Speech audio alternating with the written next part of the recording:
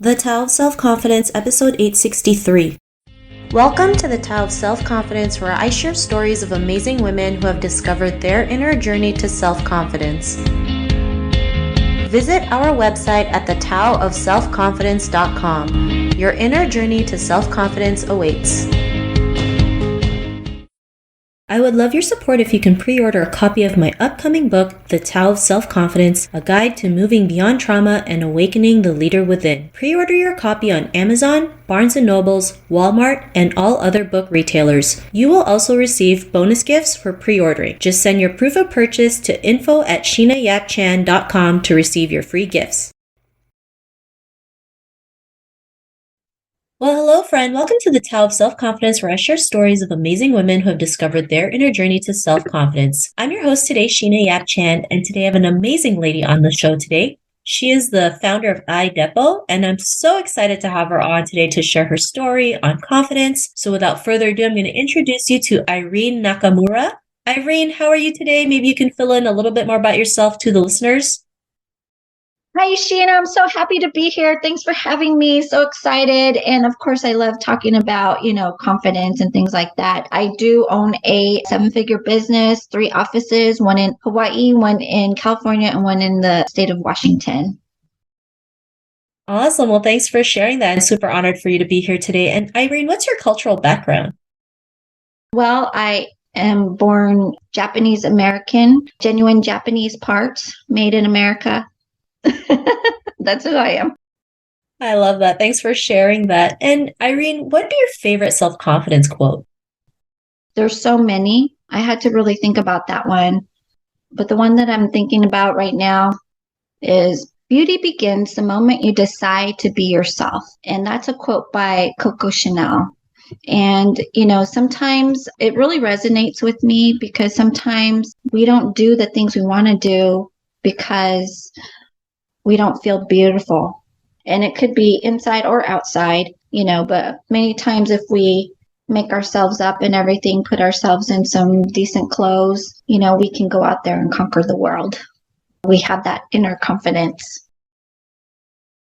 I love that quote, and it's such a classic, right? And it's not always easy to show up as our true selves, right? It can be daunting, it can be scary, but the more we can show up that way, the more people can relate and just make that big change in the world. So I love that quote that you mentioned. And in your own words, how do you define self-confidence? That's a pretty tough one, but it's pretty deep, actually, that question. I guess it's basically where you know who you are, you understand your value, that you are valuable, and, not in an arrogant way, but in a realistic way, that you can be secure in yourself. So that you have, that you're making the right decisions, that you're doing the right thing, that you can do it. I mean, of course, right? As women, especially Asian women, we tend to not value ourselves, right? Because of our upbringing. We're told to please everybody else except for us, right? And the most important person we really need to work on first is ourselves, so that we can, once we fill our cup up, it can overflow to others. But because we've been taught to live one way of life, it really stops us from moving forward. It stops us from, forging our own path, becoming a trailblazer. So I really love that definition that you mentioned, because valuing ourselves is really, really important, especially when there's tough challenges ahead of us. So thanks for sharing that. And Irene, what was your life like before your discovery of self-confidence? It was very unfulfilled. I felt like I was living for others. I was doing things for other people, but not myself. And at times I felt left out, because it's like, like my American friends are doing things for themselves, but I'm not allowed to. And so I couldn't participate and I couldn't be myself. And it was very lonely. It was very lonely that I can't be part of this group or that group or to do things. I can't be part of, I don't know, the arts or cheerleading or sports or whatever it was, because I was told and brought up in the way where, like, no, you need to service others, not yourself. So, I felt left out on a lot of those things. Yeah, and it's not always easy growing up in America too when you're like the only Asian person in the group, right? You can't relate to other people's culture.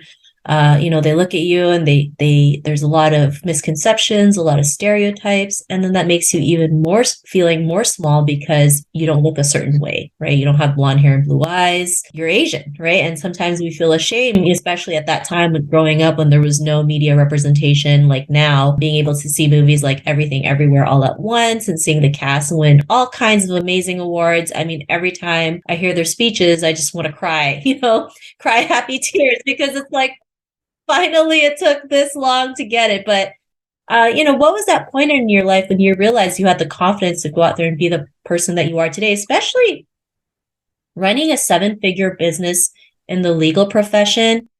Coming from an Asian woman is not typical, So I'd love to know, what gave you that confidence to go out there and even and start it.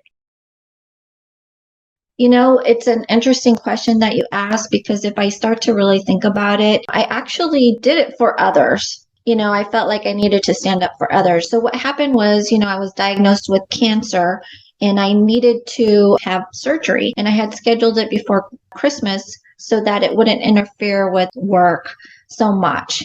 Business is pretty slow. Judges are not on the bench, things like that. So I had a client, or actually, the company I was working for had a very good client, but he was very, he knew what he wanted and he was very demanding, but he was a really great client, a very good attorney. And he had requested for me to be on his jobs. And they were going to be 5 days of all day, 200 to 250 pages a day. And so I let the office know, like, hey, I have a cancer surgery scheduled on Friday. So I don't think it's wise for me to take this job because I'm not going to finish the transcripts, until next year, until the new year. And they're like, it's fine, don't worry about it. And I said, okay, as long as I don't have to get it in, before the new year, I can probably do it. And then so I ended up going the first day and I let all the counsel know. There's like 40 attorneys, defense attorneys, and they all said, oh yeah, don't worry about it. There's no judges on the bench. Nothing's coming up on the court's calendar. So let's just, go ahead and take it. So I did. On Friday, when I had my surgery, apparently they were calling and emailing and everything. When I got home, I started to listen to those emails. Listen to the messages and the emails. And, they were all saying, like, when are you going to turn in your transcript? You're late, you're unprofessional, you don't even respond to our calls. Who do you think you are? You're so ungrateful. We give you all this work, and it just went on and on and on and on. And I just started having anxiety. I ended up working during the holidays, during my recovery. And that's when I decided to open up my company, iDepo, because I thought, I want to provide an environment which is safe for other reporters, even if something's going on in their lives. So it kind of came out, even though I had confidence, it needed confidence to do it, but it also came out of the combination of serving others and having self-confidence. I love that story. And yet it's so tough sometimes, or especially as women, like in all honesty, women do way more than men, right? It's not just, having a job or running a business, it's taking care of your kids, taking care of your family members, doing chores, running errands.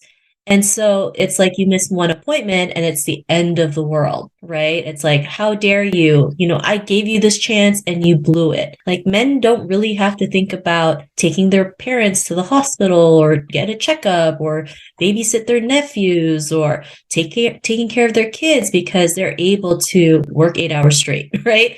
Most men. Yeah, I'm not saying all men, most men. But women, as we're working, we're trying to figure out kids' meals, trips, clothes, what the next week will look like. I mean, we're planning as we're working, right? And I don't think they understand the amount of work. I mean, if the roles were reversed, they would get it, right? But I'm glad you had the confidence to start something that not only helps you, but helps others in the process, right? You understand life happens, especially with your like what you had to go through. You were going through surgery, right? I had cancer. So during my radiation treatment, that's when I decided to open up and start my business. And that's when I started forming, okay, what am I going to name it? My logo, all that kind of stuff all happened during radiation treatment. Yeah, and because, you decided to, forge your own path, open your own business, what's life been like now? Oh, now I'm at seven figures. Who would have thought that, my starting in this little, tiny little office where only two people can stand, only one person can sit, to three offices in three locations is just, I guess I didn't think that far when I opened it, but, here I am now. And it's given me my power where I can go out there and be me, and do what I need to do. I love that. I mean, and your story is so inspiring, especially, women in the legal profession, it's not always easy, right? Even more so for Asian women. They're not taken seriously. They look at you and they think you're the secretary. There's a lot of gaslighting, microaggressions, racism. But, you push through that and created a seven-figure business, and you're still continuing to make a difference, and also show up as your true self, being able to figure out, my business is not going to be like people getting mad at me, that, you get to work on your own schedule. You have a staff that can help you work through it when times are tough or when you have things you have to do as well. And so, thank you for paving the way. Thank you for showing us what's possible. And, for the woman who's listening to your episode, she may be in her own journey to self-confidence. What would be your tip for them? I would say, when we surround ourselves with supportive people, we can begin to say yes to ourselves. So find those supportive power people who will uplift you and who truly want success for you. Because I don't know, sometimes women tend to run things off of people, right? Like, oh, can I get your advice? Or what do you think of this? Right? You don't want to talk to the person who is going to put you down. Why would you do that? Why are you thinking about doing this? That sounds ridiculous. That sounds hard. And do you really want to do that? You don't want to talk to those people. You want to talk to the right people who's going to listen to you. They may give you some insight like, oh, go on this journey, go on this path or that path, and maybe give you guidance or real constructive criticism, not just flat out mean criticism. So yeah, to find those people, kind of like you, Sheena, you are a powerful Asian woman who always strives to uplift others and to celebrate people's wins. So someone like you are a person to be around. That's what I would tell. That's what I would tell somebody new starting up. Surround yourself with a bunch of Sheena, Sheena peeps. Thank you so much, Irene. And coming from you, that's such an honor. And I know community is so important, especially in entrepreneurship. I always say you may be in business for yourself, but you never have to be in business by yourself. And I'm just grateful of the community we have, the Women Who Boss Up movement, the community, the amazing women that's in it. We really do, just want the best for each other. And we try as best as we can to lift each other up and create different things that we can always be together. We can always hang out and things like that. So that's a really great tip. And I've always loved that tip you mentioned, having your power people. And I always say, the Women Who Boss Up community is my power people. Yes, that is a power group. Love to be a part of it. Everyone should be a part of it. Yeah. So thanks for sharing that. And Irene, if our listeners wanted to get to know a little bit about you and what you do, is there any links or social media profiles we can connect with? If you're interested in a career in court reporting, of course, come to my website at ideplareporters.com and, reach out to me. You can follow me on Instagram at Irene _Nakamura _author, as I'm a co-author in Asian Trailblazers Who Boss Up. Thank you so much, Irene. And to our listeners, if you want to connect with Irene, you can also head on over to the taoofselfconfidence.com and search for Irene's name. Her show notes will pop up along with everything else that we talked about. And I just really want to thank Irene today for taking the time to share her story and journey with us. So thank you so much, Irene. Thank you for having me. Thank you so much. Not a problem. It was such an honor having you on the show. And to our listeners, be on the lookout for another new episode of another amazing woman's journey to self-confidence. And we'll talk to you soon. Bye. Bye for now. Thank you for tuning in to another amazing episode of The Tao of Self-Confidence. You can order your copy of Asian Women Who Boss Up book by visiting our website at thetaoofselfconfidence.com. Your inner journey to self-confidence awaits.